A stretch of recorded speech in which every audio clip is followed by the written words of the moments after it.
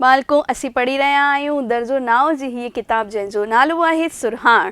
अॼु असी पाठ जेको सतो आहे असांजो वरसो सिंधी ॾिणवार हिन जे सुवालनि जा जवाब कंदासीं। हिन खां पहिरीं वारा वीडियो 2 वीडियो जेके आहिनि जिन में असी सिंधी ॾिणवारनि जे बारे में ॼातो आहे सम्झो आहे ऐं हुन पाठ खे सुठी तरह पढ़ियो आहे त उम्मीद इहे ई आहे। ऐं अचो त कयूं हिन जा सुवाल ऐं जवाब। इहे सुवाल ऐं जवाब तव्हांजी दर्सी किताब में पाठ ख़त्म थियण खां पोइ जेके आहिनि उहे ई ॾिनल आहिनि। हिन जा लेखक जेके आहिनि श्री कन्हैयालाल अगनाणी जिन आहिनि। हिकिड़े पेज ते पहिरीं ॾिसूं असां सुवाल कहिड़ो आहे। पहिरियों सुवाल, चेटीचंड छो थो मल्हायो वञे ऐं विरहाङे बैदि उनखे कहिड़ो नालो ॾिनो वियो आहे ऐं छो। बालको जीअं त तव्हांखे ॼाण आहे कि चेटीचंड जेको आहे असां सिंधियुनि जो सभिनी खां वॾो ॾिणु आहे। हिन ॾींहुं झूलेलाल साईं अवतार वरितो हो, अवतरण वठी असांजे विच आयो हो ऐं असांखे पापी शासकनि खां मुक्ति ॾियारी हुई। त हीअ क्वेश्चन में 2 क्वेश्चन आहिनि। पहिरीं त असां सुवाल सुठी तरह पढ़ंदासीं कि भई आख़िर असां वटि सुवाल कहिड़ो आहे, पोइ त जवाबु असां लिखी सघंदासीं हुनजो। त पहिरीं लिखंदासीं भई चेटीचंड छो मल्हायो वेंदो आहे, हिन सुवाल जो पहिरें जो जवाबु ऐं उनखे कहिड़ो नालो ॾिनो वियो आहे इहो ॿियों सुवाल ऐं छो इहो टियों सुवाल। यानी ॾिसो बालको हिकिड़े ई सुवाल में असां वटि टे सुवाल अची विया आहिनि। असां स्टेप बाय स्टेप हिकु पैराग्राफ अलॻि अलॻि में हिन जो जवाबु असीं लिखंदासीं। ॾिसो त जवाबु कीअं ठाहे लिखंदासीं। 1007 चेट जे महीने में सिंधु नदीअ जे किनारे नसरपुर ॻोठ में ठाकुर रतन राय जे घर झूलेलाल जनम वरितो। साईं झूलेलाल मिर्ख बादशाह जे ज़ुल्मनि खां असांजी रखिया कई। पहिरियों सुवाल असांजो कहिड़ो हो कि चेटीचंड छो मल्हायो वेंदो आहे। त चेट महीने में मल्हायो वेंदो आहे ऐं छो मल्हायो वेंदो आहे छाकाणि त झूलेलाल अवतार वरितो हो, असांजे विच में आयो हो ऐं मिर्ख बादशाह जे ज़ुल्मनि खां असांजी रखिया कई हुई। त ॾिसो ही पहिरियों जेको सुवाल पुछियो वियो उनजो जवाबु असीं पूरो कयोसीं। हाणे ॾिसूं कि ॿियो जवाबु कहिड़ो आहे। चेटीचंड खे कहिड़े रूप में मल्हायो वेंदो आहे। ॾिसूं त पैराग्राफ मटे करे लिखंदासीं छाकाणि त जवाब बि मटिजंदो, क्वेश्चन बि मटिजंदो।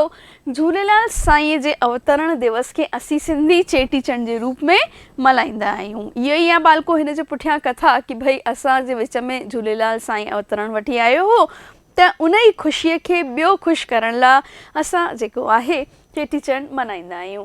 सिंधी ज़ालूं जेके आहिनि यानी औरतूं जेके आहिनि असांजे समाज जूं दरिया ते वेंदियूं आहिनि, ॾीओ ॿारे जल जी पूॼा कंदियूं आहिनि। झूलेलाल खे वरुण देवता जो अवतार बि मञियो वेंदो आहे। बालको अगरि तव्हां चाहियो त ॿियो वधाए करे बि हिन जो जवाबु लिखी सघो था। तंहिंमें तव्हां लिखी सघो था कि भई असांजे अखा विझंदियूं आहिनि, पलव पाईंदियूं आहिनि ऐं दरिया ते वेंदियूं आहिनि, झूलेलाल साईं जी आरतियूं ॻायूं वेंदियूं आहिनि। कई मायूं जेके आहिनि झूलेलाल मंदर में वेंदियूं आहिनि।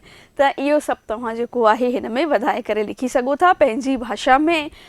टियों सुवाल, इहो ॿियों सुवाल हिते पूरो थियो। हाणे छो विरहाङे खां मतिलबु कहिड़े रूप में असां मल्हाईंदा आहियूं, हीअ त छो जो आंसर थी वियो। हाणे आगे चेटीचंड खे अॼु कहिड़े ॾींहं जे रूप में मल्हाईंदा आहियूं। त बालको चेटीचंड खे असीं जेको आहे सिंधियत ॾींहं जे रूप में मल्हायो वञे थो छाकाणि त सिंधियुनि जो सभिनी खां वॾो इहो ॾिणु जेको आहे ऐं हुतां जॾहिं असीं आयासीं त सरहद जे पार हिन तरफ़ अची वियासीं त असांजी सिंधियत खे क़ाइमु रखण लाइ नई टईअ खे सिंधियत जी ॼाण ॾियण वास्ते असीं जेको आहे इन खे चेटीचंड खे जेको कि असांजो सभिनी खां वॾो ॾिणु आहे सिंधियत ॾींहं जे रूप में मल्हाईंदा आहियूं।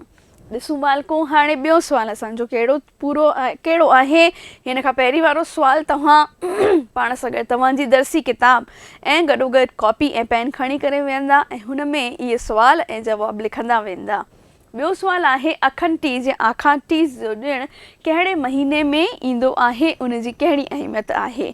यानी हिन में बि ॾिसो बालको असां वटि 2 सुवाल अची विया हिक ई सुवाल में कि कहिड़े महीने में ईंदो आहे ऐं हुनजी अहमियत यानी आखा तीज जी असांखे अहमियत या इम्पोर्टेंस या महत्व लिखिणो आहे। पहिरीं त असांखे छा करिणो आहे बालको सुवालनि जा जवाब ॾींदे वक़्तु पहिरीं असांखे सुवाल खे सम्झणो आहे कि आख़िर असांखां पुछो छो वियो आहे, पुछो छा वियो आहे। टू द पॉइंट आंसर ॾियणो आहे बालको। टू द पॉइंट छा थींदो आहे कि जेको पुछियो वियो आहे, जेको असीं पॉइंट हिन सुवाल में पकड़ियोसीं, उन पॉइंट जो ई जवाबु ॾियणो आहे, न कि अॻियां पुठियां वारो। ठीकु आहे। ऐं अधिकतर ईअं ई थींदो आहे। 99.99% मालको जेके बि सुवाल तव्हां खां पुछिया वेंदा आहिनि हुन जा जवाब तव्हांजी किताब में हूंदा ई हूंदा आहिनि। को अहिड़ो सुवाल थींदो आहे जेको तव्हांखे पंहिंजी भाषा में ठाहे करे लिखिणो पवंदो आहे। त पहिरीं सुवाल पढ़णो आहे, सुवाल जे अंदरि कहिड़ा सुवाल ॿिया समायल आहिनि उन्हनि खे पढ़णो आहे ऐं जवाबु ॾींदे वक़्तु हिननि ॻाल्हियुनि जो असांखे ध्यानु रखिणो आहे।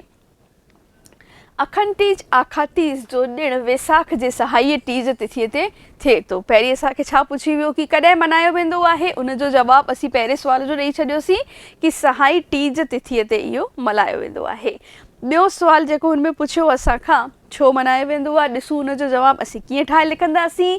इहो ॾिणु हिंदू ऐं जैन धर्म जा माण्हू मल्हाईंदा आहिनि। जैन धर्म जा माण्हू हिन ॾींहं ते भॻवानु परशुराम जे जनम ॾींहं जे रूप में मल्हाईंदा आहिनि। त हिन जेके इम्पॉर्टेंट ॻाल्हियूं असांजूं हिन जे विच में अचनि थियूं बालको, उन्हनि खे तव्हांखे अंडरलाइन करिणो आहे। ऐं हिन खां पोइ हीअ लाइन तव्हांजे जेकी आहे किताब सां ई मां खई आहे, गॾोगॾु ॿ टे लाइनियूं मां ख़ुदि जूं बि मिलायूं आहिनि। त ॾिसो कीअं जवाबु हिन जो ठहियो आहे। हिन ॾींहं खे परशुराम जयंती जे रूप में बि मल्हायो वेंदो आहे। ईअं मञता आहे कि भॻवानु परशुराम मर्यादा जो पालन कंदड़ मगरूर खत्रनि जो 21 दफ़ा संहार कयो हो। बालको संहार करणु थींदो आहे, हुननि खे मारियो हो। पर छाकाणि त भॻवानु परशुराम ख़ुदि भॻवानु हुआ त असीं हीअं न लिखंदासीं मारियो हो, हुनखे लिखंदा आहियूं असां संहार कयो हो। संहार करण जो मतिलबु आहे कि हुननि जो नाश कयो हो, आम इंसाननि खे, आम जनता खे हिननि पापियुनि सां मुक्त करायो हो। हिन ॾींहं ते दान कयो वेंदो आहे। अखंड टीज जे बारे में जॾहिं असीं असांजी किताब में पढ़ियोसीं त इहो ई पढ़ियोसीं कि अखंड टीज ते छा कंदा आहियूं बालको, असीं दान कंदा आहियूं। दान जी वॾी महिमा आहे। मंदरनि में वञी करे मिटीअ जा दिला या घड़ा या असां जंहिंखे मटको चवंदा आहियूं मॉडर्न भाषा में, उहे जेके आहिनि दान कबा आहिनि। ऐं ग़रीबनि खे बि दान हिन ॾींहं ते कयो वेंदो आहे। आखातीज जो ॾिणु जेको आहे सभिनी खां वॾो ॾिणु यानी कि साओ शादियुनि लाइ अबूत साओ मञियो वेंदो आहे। पर इहो असांखां हिते पुछियो न वियो आहे। असांखां ॿ ई सुवाल हिते पुछिया विया आहिनि कि अखंड टीज जो ॾिणु कॾहिं यानी कहिड़े महीने में ईंदो आहे ऐं हिन जी अहमियत छा आहे, यानी छो मल्हायो वेंदो आहे। हिन जो मतिलबु इहो ई आहे, अहमियत महत्व हीअ ई लिखंदासीं आंसर कि भई हिन जे पुठियां कारण छा आहे, वजह छा आहे, इहो मल्हायो वेंदो आहे। त ईअं असांजो हिन हिसाब सां असीं आंसर ठाहे करे लिखियोसीं। पहिरें सुवाल जो तारीख़ लिखीसीं, वरी पैराग्राफ मटियोसीं, पोइ ॿियो जवाबु असां हिन जो लिखियोसीं। अचो ॾिसूं बालको त टियों सुवाल असांजी किताब में, असांजी दर्सी किताब में कहिड़ो ॾिनल आहे। मूंखे उमेदु आहे कि हीअ वीडियो तव्हां ध्यान सां ॾिसी रहिया आहियो।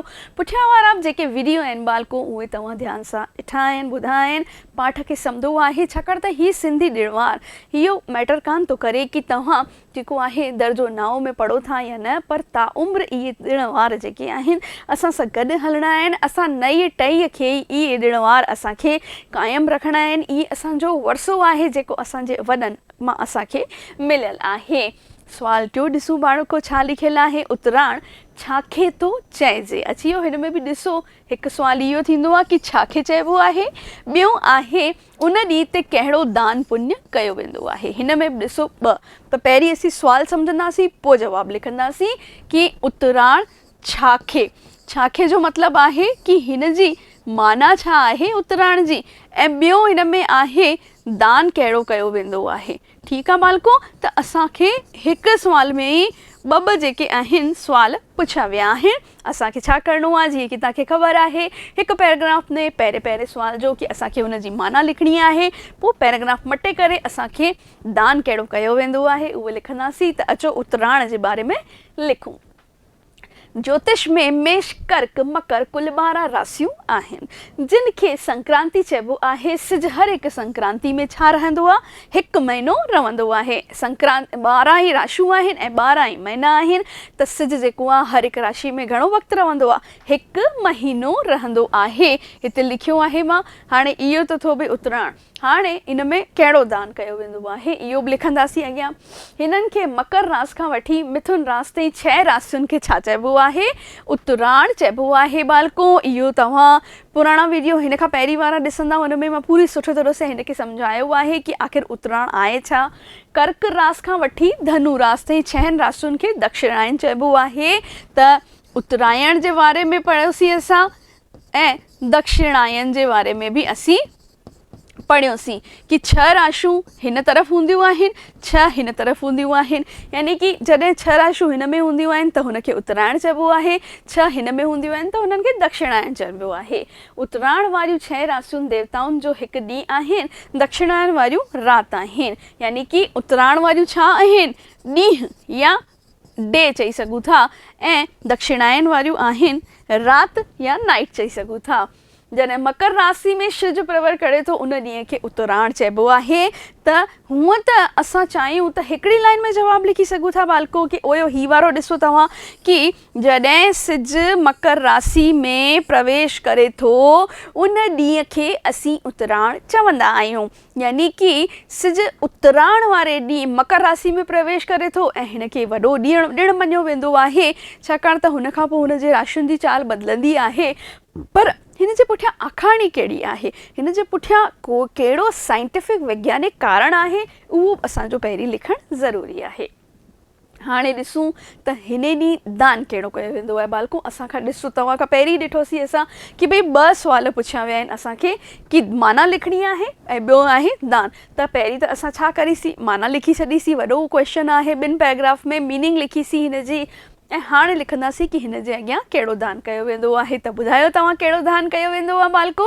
बिल्कुलु ठीकु, तिर सां ठहियल जेकी लाई थींदी आहे, तिरनि सां जेके लॾूं ठहिया वेंदा आहिनि ऐं मूरी जो दान हिन ॾींहुं कयो वेंदो आहे।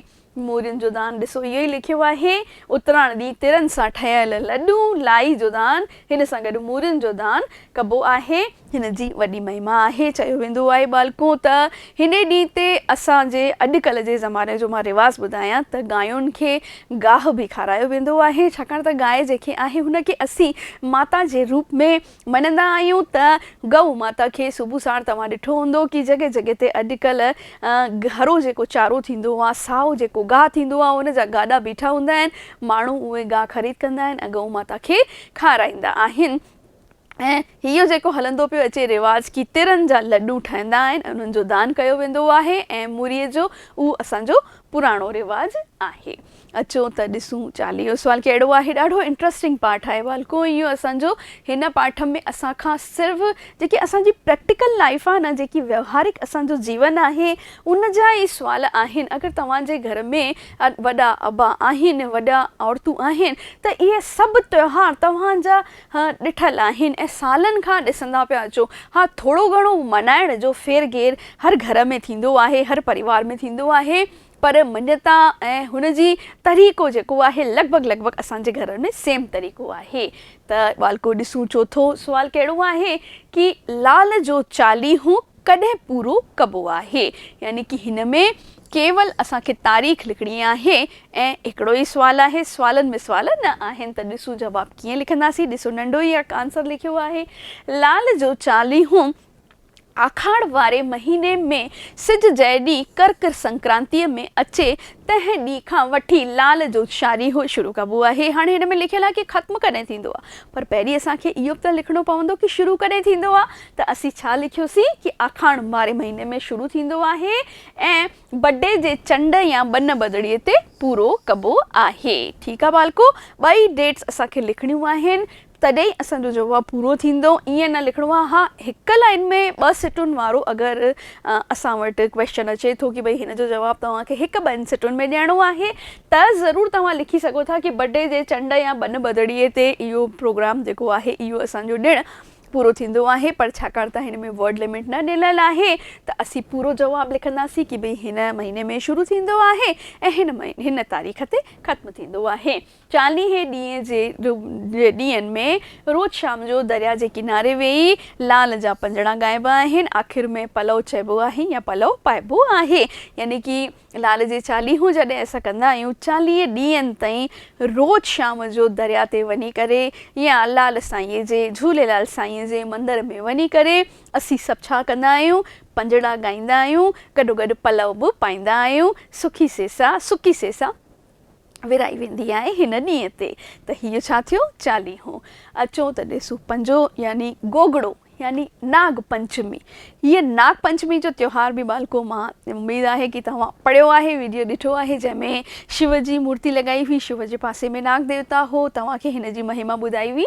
त हाणे ॾिसूं कि सुवाल कहिड़ा कहिड़ा आहिनि ऐं जवाब असीं कीअं लिखंदासीं। पहिरीं त असांखे लिखंदो आहे कि छा थींदो आहे, यानी कि सेखारींदो छा आहे। न बालको, हिकिड़ो ई सुवाल आहे, छा थो सेखारे। इन में छा थो चवे कि असांखे नाग पंचमी जो ॾिणु छा सेखारींदो आहे, यानी कि इहो सुवाल ईअं मटिजी बि अची थो सघे कि असांखे बालको नाग पंचमी जे ॾिण मां कहिड़ी सिख्या मिली रही आहे।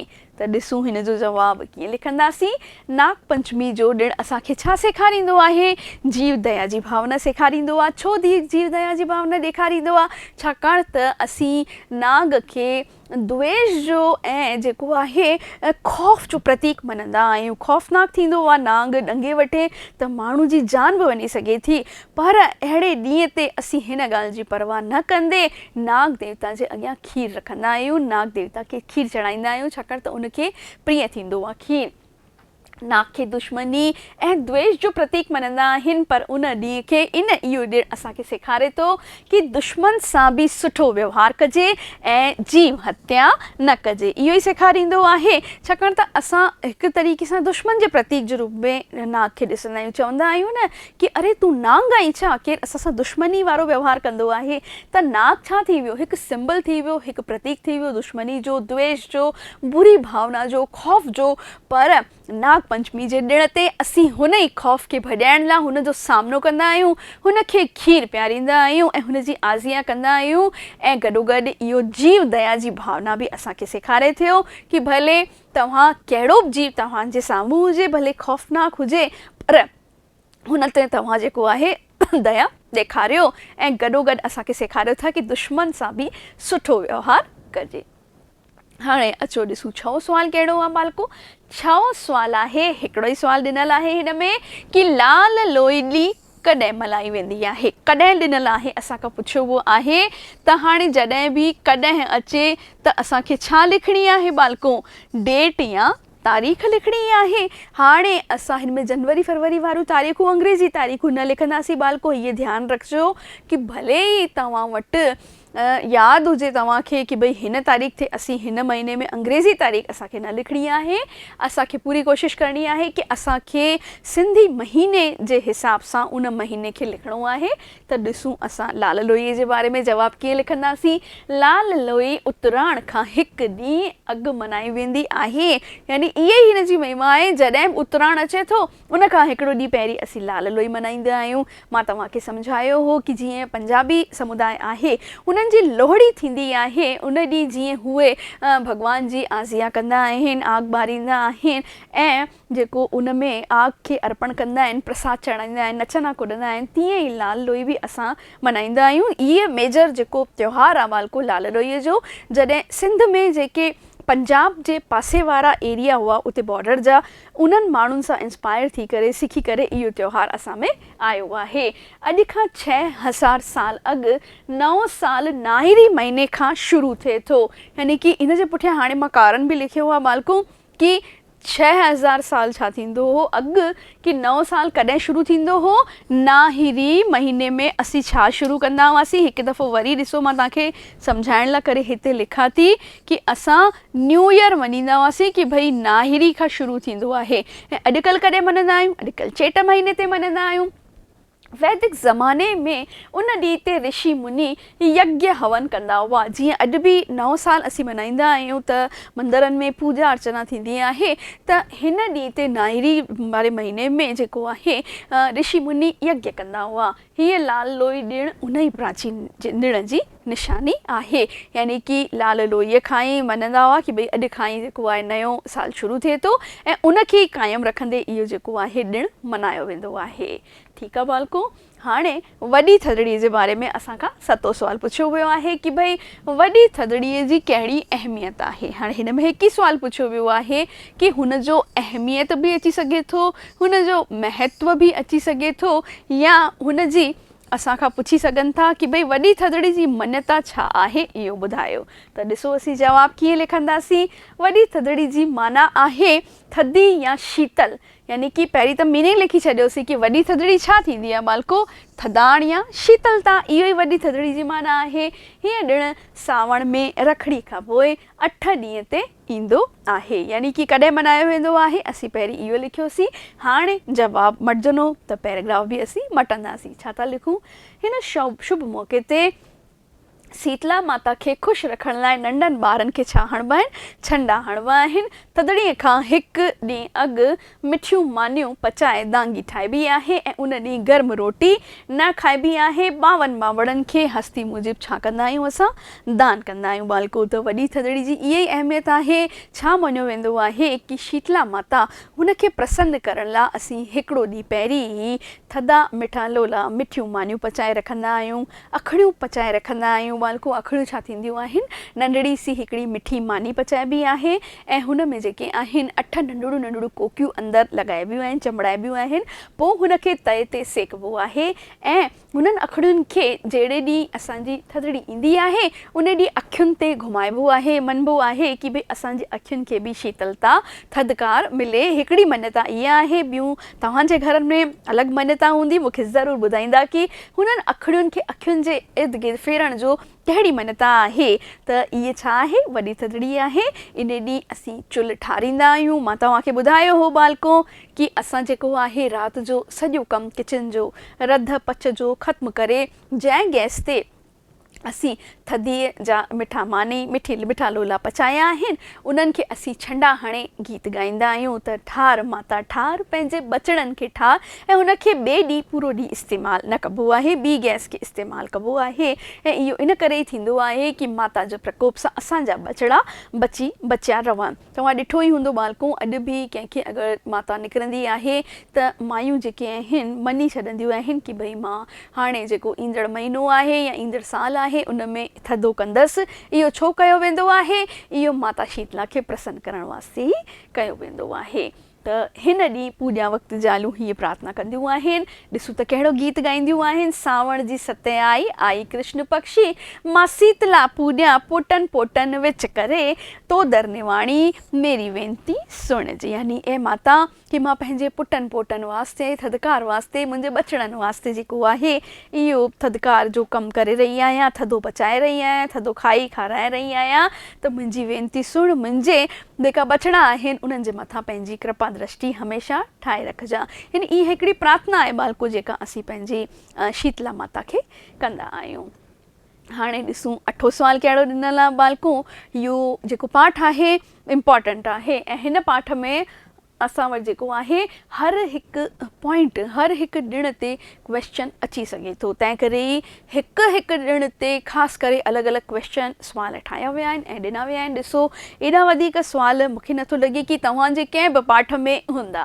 ॾिसो कहिड़ो इम्पॉर्टेंट क्वेश्चन ॾिनल आहे बालको, टीजड़ी जे बारे में ॾिनल आहे त टीजड़ी जी पूॼा भई कीअं कई वेंदी आहे बालको।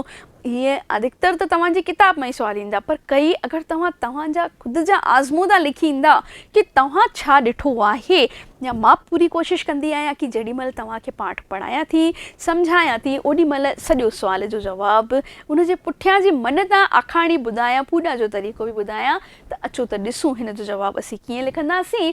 पहिरीं ॾिसूं कि भई तारीख़ त लिखंदासीं न, कहिड़ी तारीख़ ते मल्हायो वेंदो आहे। त सावण जी ऊंदाई टीज यानी 3 तारीख़ ते कुमारियूं ऐं सुहागणियूं टीजड़ीअ जो विर्तु रखी सुहाग जी लंबी उमिरि लाइ प्रार्थना कंदियूं आहिनि। टीजड़ी ते विर्तु रखंदियूं आहिनि छाकाणि त सुहागिन स्त्रियुनि जो सभिनी खां वॾो ॾिणु इहो टीजड़ी ई असांजो आहे। सावण जी सहाई 11 ते ब्राह्मण मुंड पोखींदा आहिनि जेके टीजड़ी ताईं वॾा हथ जेतिरा थी वेंदा आहिनि। इहो असीं पढ़ियो हुओसीं। टीजड़ी ॾींहुं माण्हू सला जेके आहिनि ब्राह्मण जे घरां वठी ईंदा आहिनि ऐं ॾींहं जो माण्हू जेके आहिनि उन ब्राह्मण जे घर वेंदियूं आहिनि, पींगे में झूलो रखंदियूं आहिनि, उहो सलाह रखी करे पंहिंजी पूॼा जूं थाली खणी वेंदियूं आहिनि जंहिंमें फल फ्रूट वग़ैरह थींदा आहिनि। ऐं कई घरनि में ईअं थींदो आहे कि ब्राह्मण जे घर वञूं था, सलाह वठी अचूं था त फल फूल ॾखिणा ब्राह्मण खे ॾियण जो रवाज़ु आहे। असीं बि कंदा आहियूं बालको, असीं बि ब्राह्मण खे इन बहाने दान कंदा आहियूं ऐं लोॾींदियूं आहिनि पींगे में वेही करे। संझा जो ब्राह्मण खां आखाणी ॿुधी चंड खे अर्घु ॾेई सेसा चढ़ाईंदा आहियूं ऐं अर्घु ॾियण वक़्तु छा चवंदा आहियूं कि अर्घु ॾियां कोठे चढ़ी, चंद्रमा निकितो खुंबा करे, गोरियूं ॾियनसि खीर कटोरा भरे। हाणे खीर जा कटोरा भरे त असां कान ॾींदा आहियूं, पर हा थधो जेको जल भरे करे लोटे में, उन में को थोरो सो कचो खीर विझी करे उन जो अर्घु कचे खीर जो असीं चंद्र देवता खे चाढ़ींदा आहियूं ऐं गॾोगॾु आखाणी बि ॿुधंदा आहियूं ऐं ॾींहं जो पूॼा थींदी आहे। सुबुह जो अगरि तव्हांजो डिटेल में क्वेश्चन अची वञे बालको त तव्हां पूरे ॾींहं जी प्रक्रिया जेकी मां तव्हांखे पाठ सम्झाईंदे वक़्तु ॿुधाई आहे कि सुबुह जो अमृत वेला में उथी करे ऐं सागाहार कंदियूं आहिनि औरतूं, पोइ पूरो ॾींहुं कुझु बि खाईंदी पीअंदियूं न आहिनि, ॾींहं जो ब्राह्मण जे घर वञी करे सलाह वठी ईंदियूं आहिनि, पींगे में झूलंदियूं आहिनि ऐं राति जो चंद्र देवता खे अर्घु ॾेई करे इहो गीत ॻाईंदियूं आहिनि। त इहो पूरो जवाबु तव्हांखे लिखी अचिणो आहे बालको। शब्द सीमा जो असांखे ध्यानु रखिणो आहे, हीअ ॻाल्हि ध्यानु ॾिजो। मां हर हर चवंदी आहियां जेतिरनि अखरनि जो तव्हां खां सुवालु पुछियो वियो आहे ओतिरनि ई अखरनि में असांखे जवाबु लिखी अचिणो आहे। नाओं ऐं आख़िरी सुवालु ॾिसो बालको कहिड़ो आहे, सिंधी ॾिण वारनि ते पंहिंजे लफ़्ज़ में मज़मून लिखो। हाणे ही क्वेश्चन में कीअं आयो आहे बालको, ॾिसो मज़मून आयो आहे। इहो तव्हांजो होमवर्क अथव। हिकु तरीक़े सां तव्हांखे मज़मून लिखिणो आहे। कंहिं ते लिखिणो आहे, सिंधी ॾिण वारनि ते, यानी कि जेके बि ॾिण असीं हिन में पढ़िया आहिनि उन्हनि सभिनी जे बारे में तव्हांखे लिखिणो आहे। चाहे उहो उतराण हुजे, चाहे हू लाल लोई हुजे, चाहे उहो असांजी तीजड़ी हुजे, जेके ॾिण ख़ासि करे सिंधियुनि जा आहिनि। असांखे ॾियारी होली जे बारे में न लिखी अचिणो आहे, असांखे चेटीचंड जे बारे में लिखी अचिणो आहे, असांखे तिरमूरी जे बारे में, लाल लोईअ जे बारे में, वॾी थधिड़ी, सतह, जेके ॾिण जेके तव्हां सम्झंदा आहिनि उन में हीअं पॉइंट्स ठाहे करे असांखे लिखी अचिणो आहे। जीअं कि तव्हां चाहियो त बालको चेट महीने खां शुरूआत थी वेंदी आहे। असां सिंधियुनि जो सभिनी खां पहिरियों महीनो चेट महीनो थींदो आहे, त चेट महीने में ईंदो आहे असांजो सभिनी खां पहिरियों त्योहार ऐं सो आहे चेटीचंड। हिन जे बारे में 5-7 लाइनूं 10 लाइनूं जेतिरी तव्हांजी वर्ड लिमिट हुजे उन हिसाब सां तव्हांखे लिखी अचिणो आहे। उन खां पोइ असांजो जेके बि महीननि जे हिसाब सां असांजा त्योहार अचनि था सभिनी जा पहिरीं त हीअं पॉइंट्स लिखणा आहिनि ऐं पोइ हुननि जे बारे में असांखे डिटेल में वर्णन करिणो आहे। त हिन हिसाब सां तव्हांखे मज़मून अचे थो त मज़मून घटि में घटि बालको 300 अखरनि जो हुअणु घुरिजे, 10 पेजनि जो घटि में घटि हुअणु घुरिजे। गॾोगॾु तव्हांखे नंबर बि ॾिसणा आहिनि। मान लो कि असांखे क्वेश्चन अची वियो कि भई तव्हांखे मज़मून लिखिणो आहे सिंधी ॾिण वारनि ते, पर वर्ड लिमिट न आई, त असांखे छा करिणो आहे, असां कीअं पतो पवंदो भई घणनि पेजनि में लिखिणो आहे, घणनि अखरनि में असांखे जवाबु लिखिणो आहे। तव्हां बालको छा कंदा, तव्हां हुन जे मथां रखियल अंक भार खे ॾिसंदा, यानी कि हुन जे मथां जेके आहिनि घणा असांखे जेके आहिनि अंक लिखियल आहिनि, रखियल आहिनि। अंक रखियल मतिलब कि घणियूं मार्कूं असांखे हुन जे मथां रखियल आहिनि। मान लो कि असांजे इहो जेको आहे 10 नंबरनि जो सुवालु अची वियो, त 10 नंबरनि सां ज़ाहिर सी ॻाल्हि आहे कि बालको 4 पेज जो असांखे लिखी अचिणो ई अचिणो आहे। ठीकु आहे। ऐं अगरि मान लो मार्कूं रखियल आहिनि 5, त घटि में घटि 2.5 असांखे 2 पेज, असांखे 2.5 पेज या 2 पेज, बसि हिन खां वधीक असांखे वधाउ हिन जो न करिणो आहे। त बालको इहे ट्रिक आहे सम्झण लाइ। कई बार जेको आहे बालकनि खे परखण लाइ कि भई हुननि में घणी बुलंदी आहे, इहो असां ट्रिक आज़माईंदा आहियूं कि भई तव्हांखे शब्द सीमा न ॾेई करे अंकनि सां तव्हांखे इहा ॼाण करणी आहे कि भई असां जेको आहे हिन जो केतिरो वधाउ करे लिखी सघूं। त बालको इहो असांजो पाठ जेको आहे 7 असांजो वरसो सिंधी ॾिण वार जा सुवाल ऐं जवाब अॼु असीं कयासीं। तव्हां पाण सां गॾु उमेदु आहे कि कॉपी खणी वेठा आहियो, ॾिसी करे सुवाल बि लिखंदा पिया वञो ऐं हुननि जा जवाब बि लिखंदा था वञो। गॾोगॾु ही तव्हांजो होमवर्क कीअं करिणो आहे सो मां थोरो ई में तव्हांखे सम्झाए छॾियो आहे। त इहो पाठ असांजो अॼु हिते ई ख़तमु कयूं था ऐं मिलंदासीं हाणे हिन खां पोइ वारे पाठ में। नयो पाठ शुरू कंदासीं। मिलूं था नए वीडियो में। तेसीं ताईं नमस्ते।